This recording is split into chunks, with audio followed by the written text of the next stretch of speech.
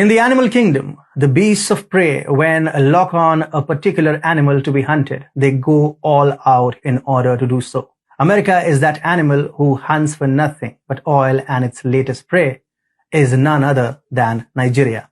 Hi and welcome to TFI Global Africa, TFI Global's channel especially dedicated to the cradle of humanity.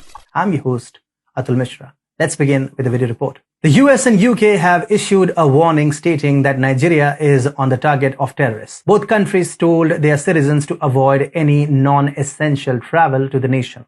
Their designated places like shopping malls, places of worship, schools, restaurants, and international organizations, etc. as the potential targets. However, no credible source or intelligence was provided by the US and the UK to corroborate their claims. There have been several security problems in Nigeria. In fact, there was a prison break in July in which about 400 prisoners escaped from jail.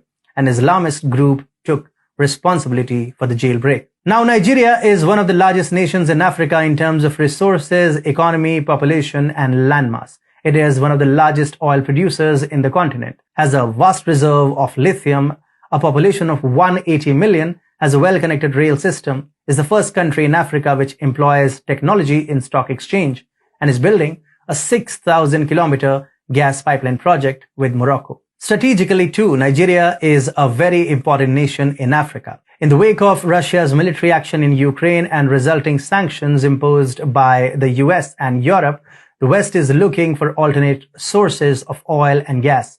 One of the alternate sources is Nigeria, as it is one of the biggest oil producers in Africa. The US and Europe are making numerous attempts to get their hands on Nigerian oil. Now, we at TFI Global explained that how since the Russia-Ukraine conflict, oil theft has increased manifold and additionally is being committed in Nigeria by multinational oil companies. The Nigerian Navy uncovered crude oil flowing from an oil head, and the response of the company which owned it upon being informed of the spill was suspicious and pointed to a nexus being run by these corporations on the orders of their masters in the West. MELE KYARI, the director of the Nigerian National Petroleum Company, stated that about 600,000 barrels of oil or more are being stolen per day.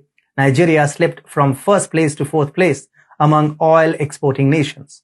And for the first time since 1990, oil production of Nigeria dropped below 1 million barrels per day. The Nigerian government is very concerned about this development. It announced that